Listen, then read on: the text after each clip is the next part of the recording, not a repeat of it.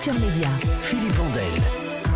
Il nous informe depuis plusieurs semaines en pleine crise du coronavirus au JT et sur les chaînes d'infos, on les voit tendre leur micro au bout d'une perche pour garder la distance réglementaire avec les personnes interviewées. Parfois, il et elle portent des masques. Comment faire son métier sans prendre de risques, ni pour soi-même, ni en faire courir aux autres? Pour en parler, nous sommes avec Frédéric Prabonneau. Bonjour. Bonjour. Vous êtes journaliste santé à France 2 et avec vous, David Brunet. Bonjour. Bonjour. Vous êtes reporter à CNews dans la région Grand Est. Frédéric Prabonneau, vous êtes journaliste, je l'ai dit, santé à France 2. Comment est-ce que vous vivez ce moment humainement et professionnellement? Alors, c'est vraiment inédit pour nous de vivre une épidémie comme ça. On avait eu, au moment du H1N1, on avait eu cette peur-là d'une épidémie. On avait fait des plans, il y avait eu des prévisions, mais tout ça, c'était pas réalisé. En fait, on se disait, mais c'est assez...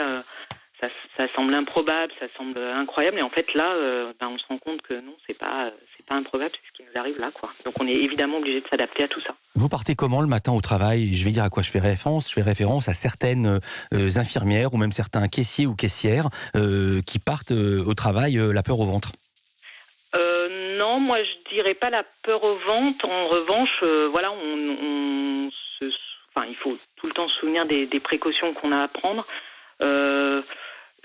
C'est plus être conscient des risques possibles. Vous le disiez à la fois, même peut-être pas tant pour nous que aussi pour les autres.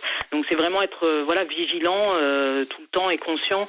Mais moi je dirais pas que je parle la peur au ventre quand même. C'est quoi les précautions que vous prenez concrètement et est-ce que ça s'est durci dans le bon sens du terme depuis le début de la crise? Oui, ça s'est durci parce qu'aussi on en apprend plus sur ce virus et puis qu'on prend aussi plus de précautions. On essaie de le montrer pour que les téléspectateurs voient aussi les précautions qu'on prend. Donc c'est ce que vous disiez, on respecte les distanciations. La distanciation, on a des perches que vous voyez. D'habitude, on met un petit micro-cravate à nos interlocuteurs. Ce qui veut dire s'approcher, les toucher, etc. Donc maintenant, on fait plus ça. On a une perche longue. Quand on est on porte des masques quand on va quand on est à l'intérieur. Vous portez des masques depuis quand? Vous portez des masques depuis quand? En fait, on les porte depuis depuis le début, depuis mars là quand même déjà régulièrement. Surtout, en fait, on les porte pas à l'extérieur quand on fait une interview à l'extérieur. Et qu'on respecte les distances, parce qu'on fait beaucoup d'interviews devant les hôpitaux. Vous avez sans doute remarqué, en tout cas à Paris, parce que les conditions sont strictes pour rentrer, c'est normal. Donc on rentre pas dans les services, donc on fait les interviews à l'extérieur. Donc là, on respecte les distanciations et. Mais est-ce que vous saviez forcément de masque, mais en revanche, pardon. Allez-y. Est-ce que vous saviez que les masques étaient généralement utiles, ou comme beaucoup de journalistes, vous dispensiez la parole officielle qui laissait à penser qu'ils étaient inutiles parce qu'en fait, on voulait cacher un état de fait, à savoir qu'on était en pénurie de masques. De quelle manière, qu'est-ce que vous saviez au moment où cette crise a commencé au sujet des masques précisément? Alors, nous, on s'est adapté on suivait les consignes qui étaient données, c'est-à-dire que quand on nous dit vous n'avez pas besoin de masque quand vous êtes dans la rue, on respecte ça. En revanche, dès qu'on est dans un service, on fait la même chose que ce que font finalement les soignants et les personnels autour. Vendredi, on était en reportage à l'hôpital de Melun. Évidemment, on portait un masque et en fait, on s'adapte aussi à ce que font les équipes soignantes. On ne va pas arriver avec un masque, sans masque dans un hôpital alors que tout le monde le porte. Je vais vous dire le sens de ma question. C'est pas sur le port ou non, c'était sur la parole qui était donnée. À ce micro, Marina Carrère-Dancause, qui présente le magazine de la santé sur France 5, a reconnu qu'elle savait que les masques étaient utiles, mais ils persistaient à dire qu'ils n'étaient pas inutiles. Et elle l'a dit elle-même, ils ont menti pour la bonne cause, pour ne pas générer un mouvement de panique et l'afflux dans les pharmacies. Moi j'étais plutôt la ligne, c'était la ligne. En tout cas, ce que nous on faisait, c'était effectivement de dire ce qu'on nous disait. À un moment où on avait aussi Là, c'est vrai que maintenant, on a des études plus récentes sur les risques de transmission qui sont quand même plus récentes. Il y en avait une déjà en mars, une étude qui alertait sur la capacité à transmettre en aérosol, mais cette étude, elle avait été beaucoup critiquée même par des scientifiques qui expliquaient que, en fait, elle n'était pas très bien faite et que quand on parlait, quand on toussait, c'était pas la même chose que ce qui avait été fait dans l'étude. Donc, il y avait eu cette première étude, mais qui était finalement contestée par les scientifiques eux-mêmes. Là, il y a eu de nouvelles études qui ont été publiées, notamment dans le New England là, le week-end dernier. C'est vrai aussi qu'on apprend au fur et à mesure. Il y a plein de choses qu'on Mais ça, savait vous ne le pas savez au pas. début, quoi. J'ai posé la même question à David Brunet. Vous êtes reporter à CNews dans la région Grand Est. Avant de parler de votre manière de travailler, qu'est-ce que vous saviez au niveau des masques? Et est-ce qu'il vous est arrivé de donner, si j'ose dire, une sorte de propagande officielle à l'antenne pour ne pas créer un mouvement de panique à ce sujet? Je pense que, Philippe, on ne s'est pas posé la question concernant une telle ou telle propagande concernant les masques. Nous, on avait des consignes au niveau de notre rédaction pour pouvoir justement aussi se protéger et protéger les autres.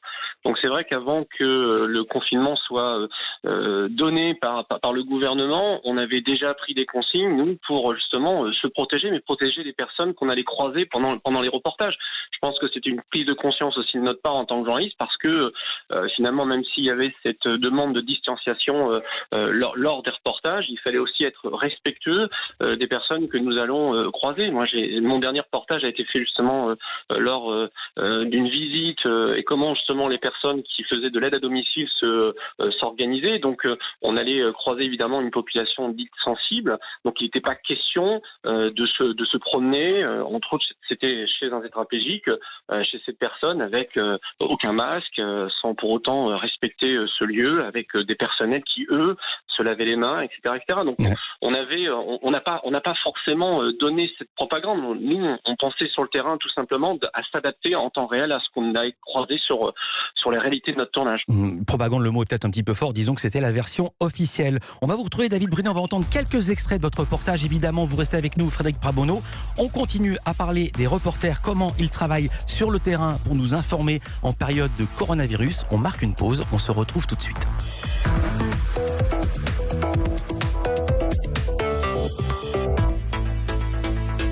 C'est une maison qui a toujours existé. Avec son odeur et sa décoration hors du temps, elle déborde de souvenirs d'enfance. Vous y venez toujours avec un mélange de plaisir et de nostalgie. Cette maison, c'est celle de vos parents. Et vous comprenez très bien pourquoi ils tiennent à y rester. Petit-fils aide les grands-parents à rester chez eux partout en France. Petit-fils, l'aide à domicile sur mesure pour les personnes âgées. Petit au pluriel, -fils.com. Leclerc. Pour soutenir les filières françaises et les produits de saison qui arrivent dans nos rayons, on a tous un rôle à jouer. Cette semaine, nous défendons l'agneau français ainsi que les salades de production française. Pour que ces produits savoureux soient accessibles à tous, profitez du ticket solidaire, un bon d'achat de 20% de tickets Leclerc financé par nos magasins. Comptez sur nous pour soutenir les produits français de saison et pour vous en faire profiter.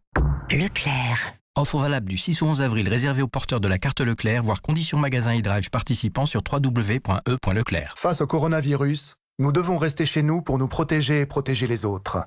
Mais en période de confinement, les risques de maltraitance sur enfants augmentent et nos chances de les repérer diminuent. Aujourd'hui, plus que jamais, les enfants victimes de violences ont besoin de notre vigilance à tous. Alors si vous êtes témoin de maltraitance ou que vous entendez des bruits suspects dans votre voisinage, n'attendez pas. Dans le doute, appelez le 119 ou signalez-le sur allo119.gouv.fr. Ceci est un message du gouvernement. Europe 1 Culture Média. Philippe Vandel. Comment informer sur le terrain au sujet du coronavirus? Comment continuer à faire des reportages? On en parle avec Frédéric Prabonneau, elle est journaliste santé à France 2. Et David Brunet, vous êtes reporter à CNews dans la région Grand Est. Vous, votre situation est un peu particulière parce que vous êtes seul, vous n'êtes plus en équipe.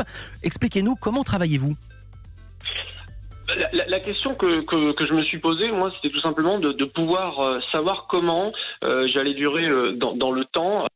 C'est aussi un peu bizarre de dire ça, mais c'était une réalité, c'est-à-dire que quand on fait face à une situation telle que la connaît toujours l'Alsace, le Grand Est en l'occurrence, avec ce foyer épidémique très très actif à Mulhouse, il fallait tout simplement essayer de trouver des solutions pour s'adapter. Donc ça s'est passé par une logique, une réflexion technique, c'est-à-dire comment pouvoir donner aux téléspectateurs l'information en temps réel. Alors justement, bien comprendre. Alors comment faites-vous concrètement ? Concrètement, c'est tout simplement, moi j'ai décidé de travailler seul, comme vous disiez Philippe, c'est-à-dire que je ne vais plus dans les services d'urgence, je préfère solliciter justement les médecins. D'ailleurs, j'ai rendez-vous avec un médecin urgentiste via Skype. C'est une façon technique et concrète justement de pouvoir garder le contact et de pouvoir continuer justement à faire de l'image. C'est-à-dire, on fait des interviews tout simplement via Skype et je m'autocadre, c'est-à-dire que je me déplace sur le terrain à proximité de ces hôpitaux pour faire une incarnation concrète. C'est-à-dire que je ne fais pas ça, on va dire, de ma salle à manger ou de mon bureau, donc je me déplace, je m'autocadre, c'est-à-dire que je fais à la fois... Vous mettez la caméra sur pied, sur pied, vous retournez, vous mettez de l'autre côté comme quelqu'un qui fera un selfie, mais en professionnel. Au lendemain, vous en parliez tout à l'heure, au lendemain du premier tour des municipales, vous avez tourné un sujet sur la situation des aides à domicile, extrait. Pour Émilie, auxiliaire de vie, chaque intervention chez un bénéficiaire d'une aide à domicile commence par ce geste. C'est un geste très important, très important en ce moment, ouais. Parce qu'à cause du coronavirus. Car il faut éviter de transmettre le virus ou de l'attraper, surtout quand on est auxiliaire de vie. Un personnel très impacté par la fermeture des écoles dans le Haut-Rhin. Émilie est arrivée à faire garder sa fille, mais d'autres de ses collègues, faute de solution, ont été contraintes de stopper leur activité. C'est votre dernier sujet sur le terrain, si j'ose dire ? Exactement. Pourquoi vous avez arrêté ? Vous avez peur pour vous ou pour les autres ? Réponse interdite, les deux. Qu'est-ce qui est le plus dangereux, si j'ose dire ? Non, Philippe, c'est-à-dire que la question, c'était la difficulté de pouvoir suivre en temps réel et cette situation dans le Haut-Rhin. C'est-à-dire que dans le Haut-Rhin, l'actualité du matin n'était plus celle du midi, n'était plus celle, on va dire, du soir. Donc il fallait absolument trouver une solution technique, justement, pour suivre cette actualité. Et c'était le principal.